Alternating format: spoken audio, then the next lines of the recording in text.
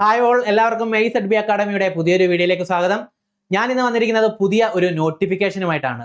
നമ്മുടെ secretariat, Kerala PSC പോലുള്ള സ്ഥാപനങ്ങളിലേക്ക് പുതിയ നോട്ടിഫിക്കേഷൻ വരികയാണ്. ഓഫീസ് അറ്റൻഡന്റിന്റെ നോട്ടിഫിക്കേഷനാണത്. അപ്പോൾ ഈ വർഷ അവസാനത്തോടെ പുതിയ നോട്ടിഫിക്കേഷൻ പ്രസിദ്ധീകരിക്കുമെന്നാണ് നമ്മൾ പ്രതീക്ഷിക്കുന്നത്. നമുക്ക് അതിന്റെ ക്വാളിഫിക്കേഷൻ എന്താണ് അതിന്റെ സിലബസ്, ആ ലിസ്റ്റിന്റെ നിലവിലുള്ള സ്റ്റാറ്റസ് എന്താണെന്നൊക്കെ വിശദമായിട്ട് തന്നെ നോക്കാം. നമുക്ക് വീഡിയോയിലേക്ക് പോവാം. Office attendant, government secretariat, Kerala PSC, സംസ്ഥാന ഓഡിറ്റ് വകുപ്പ്, കേരള നിയമസഭാ സെക്രട്ടേറിയറ്റ്, അഡ്വക്കേറ്റ് ജനറൽ ഓഫീസ്, ഇങ്ങനെയുള്ള സ്ഥാപനങ്ങളിലേക്കാണ് നോട്ടിഫിക്കേഷൻ വരുന്നത്. അപ്പോൾ ഇതിന്റെ യോഗ്യത എന്ന് പറയുന്നത് SSLC ആണ്. SSLCയോ തത്തുല്യ പരീക്ഷകളിലെ വിജയമാണ് ഇതിന്റെ യോഗ്യതയായിട്ട് പറയുന്നത്. അപ്പോൾ ഇതിന് ആർക്കൊക്കെ അപേക്ഷിക്കാം, എന്താണ് ഇതിന്റെ പ്രായപരിധി എന്ന് നമുക്ക് നോക്കാം. 18 വയസ്സ് മുതൽ 40 വയസ്സ് വരെ ഉള്ളവർക്ക് എന്താണ് ഇതിന് അപേക്ഷ സമർപ്പിക്കാൻ സാധിക്കും. 18 മുതൽ 40 വയസ്സ് വരെ ഉള്ളവർക്ക് എന്താണ് അപേക്ഷ സമർപ്പിക്കാൻ സാധിക്കും. നമുക്ക് എല്ലാവർക്കും അറിയാം 36-ൽ നിന്ന് PSCയുടെ പ്രായപരിധി 40 ആക്കി മാറ്റിയത് ഈ അടുത്താണ്. അപ്പോൾ ഈ 36-ൽ നിന്ന് 40 ആക്കി മാറ്റിയതിന് ശേഷം നടക്കുന്ന ആദ്യത്തെ വിജ്ഞാപനമാണ് ഇപ്പോൾ വരാൻ പോകുന്നത്. അപ്പോൾ 2026-ൽ വിജ്ഞാപനം വരികയാണെങ്കിൽ 2/1/1986-നും 1/1/2008-നും ജനിച്ച ഉദ്യോഗാർത്ഥികളാണ് നിങ്ങളെങ്കിൽ നിങ്ങൾക്ക് തീർച്ചയായിട്ടും ഇതിന് അപേക്ഷ സമർപ്പിക്കാൻ സാധിക്കും. അപ്പോൾ നിങ്ങളെല്ലാവരും നിങ്ങളുടെ ഡേറ്റ് ഓഫ് ബർത്ത് നോക്കിയിട്ട് കൃത്യമായി അപേക്ഷ സമർപ്പിക്കുക. അത് മാത്രമല്ല, SC/ST വിഭാഗക്കാർക്ക് പ്രത്യേകമായ അനുവദിച്ച് നൽകിയിട്ടുള്ള സംവരണങ്ങളും റിസർവേഷനും ഏജിന്റെ റിസർവേഷനും ഒക്കെ ഉണ്ടാകുന്നതാണ്. അപ്പോൾ എല്ലാവരും കൃത്യമായി അപേക്ഷ സമർപ്പിക്കുക, റാങ്ക് ലിസ്റ്റിൽ മുന്നിലെത്തുക. അപ്പോൾ നമുക്ക് ഇതിന്റെ ഈ ഒരു പോസ്റ്റിന്റെ പേ ഓഫ് സ്കെയിലൊക്കെ ഒന്ന് നോക്കിയിട്ട് വരാം. 23,000 രൂപ മുതൽ 50,200 രൂപ വരെയാണ് ഇതിന്റെ സ്കെയിൽ എന്ന് പറയുന്നത്. സാലറി ഇനത്തിൽ 23,000 രൂപയും DA ഇനത്തിൽ 8,050 രൂപയും ലഭിക്കും. അത് കൂടാതെ HRA ആയിട്ട് 2,300 രൂപയും ലഭിക്കും. എല്ലാ അലവൻസുകളൂടെ ചേർത്ത് നമ്മുടെ കയ്യിൽ കിട്ടുന്നത് 33,350 രൂപയാണ്. 33,350 രൂപ ലഭിക്കും. ആദ്യമായിട്ട് ശമ്പളത്തിൽ ജോലിക്ക് കയറുന്ന ഒരാൾക്ക് ആദ്യത്തെ ശമ്പളത്തിൽ ലഭിക്കുന്നതാണ് 33,350 രൂപ. നമുക്ക് എല്ലാവർക്കും അറിയാം, ഇപ്പോൾ ശമ്പള പരിഷ്കരണ കമ്മീഷനൊക്കെ നിലവിലുണ്ട്, പേ റിവിഷൻ കമ്മീഷൻ നിലവിലുണ്ട്.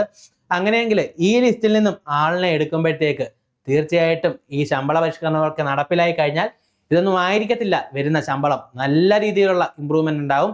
നല്ല ശമ്പളമൊക്കെ മേടിച്ച് എല്ലാവർക്കും നല്ല രീതിയിലൊക്കെ ജോലി ചെയ്യാൻ സാധിക്കും. അപ്പോൾ എല്ലാവരും നന്നായിട്ട് പഠിക്കുക. ഈ ലിസ്റ്റിൽ ഈ ജോലിയിൽ പ്രവേശിക്കാൻ സാധിക്കുമെന്ന ഉറച്ച വിശ്വാസത്തോടെ തന്നെ പഠിക്കുക. നമുക്ക് ഇതിന്റെ സിലബസ് എന്തൊക്കെയാണെന്ന് നമുക്ക് ഒന്ന് നോക്കാം. ചരിത്രത്തിൽ നിന്ന് 5 മാർക്കിന്റെ ചോദ്യങ്ങൾ ഉണ്ടാവും. ചരിത്രത്തിൽ നിന്നാണ് 5 മാർക്കിന്റെ ചോദ്യം ഉണ്ടാവും. ഭൂമിശാസ്ത്രത്തിൽ നിന്ന് 5 മാർക്കിന്റെ ചോദ്യം ഉണ്ടാവും. എക്കണോമിക്സിൽ നിന്ന് 5 മാർക്കിന്റെ ചോദ്യം ഉണ്ടാവും. ഇന്ത്യൻ ഭരണഘടനയിൽ നിന്ന് 5 മാർക്കിന്റെ ചോദ്യം ഉണ്ടാവും. കേരളം ഭരണ സംവിധാനത്തിൽ നിന്ന് 5 മാർക്കോളത്തിന്റെ ചോദ്യം ഉണ്ടാവും. ജീവശാസ്ത്രം, നമ്മുടെ ബയോളജിയിൽ നിന്ന് എന്താണ് 6 മാർക്കിന്റെ ചോദ്യം നമ്മൾ പ്രതീക്ഷിക്കുന്നുണ്ട്. ഭൗതിക ശാസ്ത്രത്തിൽ നിന്ന് 3, രസതന്ത്രത്തിൽ നിന്ന് 3, കല, കായികം, സാഹിത്യം തുടങ്ങിയ മേഖലകളിൽ നിന്ന് എന്താണ് 5 മാർക്കിന്റെ ചോദ്യം പ്രതീക്ഷിക്കുന്നുണ്ട്. അതുകൂടാതെ കമ്പ്യൂട്ടർ, IT പോലുള്ള വിഷയങ്ങളിൽ നിന്ന് 3 മാർക്കിന്റെ ചോദ്യം പ്രതീക്ഷിക്കുന്നുണ്ട്. പ്രധാനപ്പെട്ട നിയമങ്ങളിൽ നിന്ന് 5 മാർക്കിന്റെ ചോദ്യം പ്രതീക്ഷിക്കുന്നു. ആനുകാലിക വിഷയങ്ങളിൽ നിന്ന് 20 മാർക്കിന്റെ ചോദ്യം പ്രതീക്ഷിക്കുന്നു. അപ്പോൾ എല്ലാവരും നന്നായിട്ട് കറണ്ട് അഫെയർ പഠിക്കുക. അതിൽ നിന്ന് ഏകദേശം 20 മാർക്ക് തന്നെ നമുക്ക് എന്താണ് സ്കോർ ചെയ്യാൻ സാധിക്കട്ടെ. പിന്നെ ഗണിതത്തിൽ നിന്ന് 10 മാർക്ക്, ഇംഗ്ലീഷിൽ നിന്ന് 10 മാർക്ക്, നമ്മുടെ പ്രാദേശിക ഭാഷയായ മലയാളത്തിൽ നിന്ന് 10 മാർക്ക്. അങ്ങനെ ആകെ 100 മാർക്കിനാണ് ചോദ്യം വരുന്നത്. അപ്പോൾ നമ്മൾ സ്ഥിരമായിട്ട് പഠിച്ചു വരുന്ന ഒരു സിലബസ് ഒക്കെയാണ് ഇത്. പുതുമയൊന്നും തോന്നുന്നില്ല. അപ്പോൾ നമ്മൾ സ്ഥിരമായിട്ട് പഠിച്ചു വരുന്ന സിലബസ് ആണിത്. അപ്പോൾ എല്ലാവരും നന്നായിട്ട് പഠിക്കുക. നല്ല രീതിയിൽ ഉറച്ച വിശ്വാസത്തോടെ ജോലി കിട്ടും എന്ന രീതിയിൽ തന്നെ പഠിക്കുക. നിങ്ങൾക്കും ഈ ലിസ്റ്റിന്റെ മുൻപന്തിയിൽ തന്നെ എത്താൻ സാധിക്കട്ടെ എന്ന് ആശംസിക്കുന്നു. നമുക്ക് നിലവിലുള്ള ഈ ലിസ്റ്റിന്റെ സ്റ്റാറ്റസ് എന്താണെന്നൊക്കെ നമുക്ക് നോക്കാം.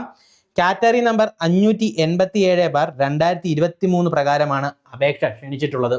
അതിന് പ്രകാരം എക്സാം നടന്ന് റാങ്ക് ലിസ്റ്റ് നിലവിൽ വന്നത് 29/8/2025 നമ്മുടെ ഇപ്പോഴത്തെ സ്റ്റാറ്റസ് അനുസരിച്ച് അവസാനത്തെ അഡ്വൈസ് പോയിരിക്കുന്നത് 7/4/2026 അപ്പോൾ അതും കൂടി ചേർത്ത് ആകെ 622 അഡ്വൈസുകൾ പോയിട്ടുണ്ട്. ആകെ 622 അഡ്വൈസുകൾ പോയിട്ടുണ്ട്. അപ്പോൾ നമുക്ക് എല്ലാവർക്കും അറിയാവുന്ന പോലെ 2028 വരെ ഇതിന്റെ ഈ ലിസ്റ്റിന്റെ കാലാവധിയുണ്ട്. ഇനിയും ഏകദേശം 2 വർഷത്തോളം ഈ ലിസ്റ്റിന് കാലാവധിയുണ്ട്. അങ്ങനെയെങ്കിൽ ഇനിയും നല്ല നിയമനങ്ങൾ നടക്കാനുള്ള സാധ്യതയുണ്ടെന്നാണ് നമ്മൾ പ്രതീക്ഷിക്കുന്നത്. അപ്പോൾ 2028 ഈ റാങ്ക് ലിസ്റ്റിന്റെ കാലാവധി അവസാനിക്കുമ്പോൾ പുതിയ റാങ്ക് ലിസ്റ്റ് നിലവിൽ വരണം. അങ്ങനെയെങ്കിൽ 2027 തന്നെ എന്താണ് എക്സാം നടക്കണം. 2027 എക്സാം നടക്കണമെങ്കിൽ എന്താണ് 2026 അവസാനത്തോടെ തന്നെ പുതിയ നോട്ടിഫിക്കേഷൻ വരേണ്ടതുണ്ട്. അപ്പോൾ എല്ലാവരും 2026 തന്നെ നോട്ടിഫിക്കേഷൻ പ്രതീക്ഷിക്കുന്നുണ്ട്. അപ്പോൾ നോട്ടിഫിക്കേഷൻ വന്നു കഴിഞ്ഞ് പഠിക്കാനിരിക്കാതെ ഇപ്പോഴേ പഠിച്ചു തുടങ്ങുക. അപ്പോൾ ഇത് മാത്രമല്ല, ധാരാളം പ്രധാനപ്പെട്ട പരീക്ഷകൾ നമുക്ക് 2027 തന്നെ പ്രതീക്ഷിക്കാം. അതിലൊന്നാണ് നമ്മൾ എല്ലാവരും കാത്തിരിക്കുന്ന LDC എക്സാമിന്റെ എക്സാമും 2027 തന്നെ നമ്മൾ പ്രതീക്ഷിക്കുന്ന ഒന്നാണ്. LDC എക്സാമിന് തയ്യാറെടുക്കുന്ന ഒരു ഉദ്യോഗാർത്ഥിയാണ് നിങ്ങളെങ്കിൽ AIZB-യോടൊപ്പം നിങ്ങൾക്കും പഠിച്ചു തുടങ്ങാം. അപ്പോൾ നമ്മുടെ AIZB അക്കാഡമി മിഷൻ LDC 2027 എന്ന് പറയുന്ന പുതിയ കോഴ്സ് ആരംഭിച്ചിട്ടുണ്ട്. ഈ കോഴ്സിന് ധാരാളം പ്രത്യേകതകളുണ്ട്. ഡെയിലി സ്റ്റഡി പ്ലാൻസ് ഉണ്ടായിരിക്കും, കറണ്ട് അഫെയർ സെഷൻ ഉണ്ടായിരിക്കും, ലൈവ് ക്ലാസ്സുകൾ ഉണ്ടായിരിക്കും, PYQ സെഷൻ ഉണ്ടായിരിക്കും, കൂടാതെ ഡെയിലി മോക്ക് ടെസ്റ്റുകളും ഉണ്ടായിരിക്കും. അങ്ങനെ ധാരാളം പ്രത്യേകതകളുള്ള കോഴ്സാണിത്. അപ്പോൾ നമ്മളോടൊപ്പം പഠിച്ച് നിങ്ങൾക്കും റാങ്ക് ലിസ്റ്റിന്റെ മുൻപന്തിയിൽ തന്നെ ഇടം നേടാൻ സാധിക്കും. ഈ കോഴ്സുമായിട്ട് ബന്ധപ്പെട്ട് എന്തെങ്കിലും സംശയങ്ങളോ കൂടുതലോ വിവരങ്ങളോ ഒക്കെ ആവശ്യമാണെങ്കിൽ താഴെ കാണുന്ന നമ്പറിൽ എല്ലാവരും കോൺടാക്ട് ചെയ്യണം. എല്ലാവരും നന്നായിട്ട് പഠിക്കുക, നല്ല മാർക്ക് വാങ്ങുക, ഉടൻ തന്നെ ജോലിയിൽ പ്രവേശിക്കാൻ സാധിക്കട്ടെ എന്ന് ആശംസിക്കുന്നു. എല്ലാവർക്കും ഓൾ ദി ബെസ്റ്റ്.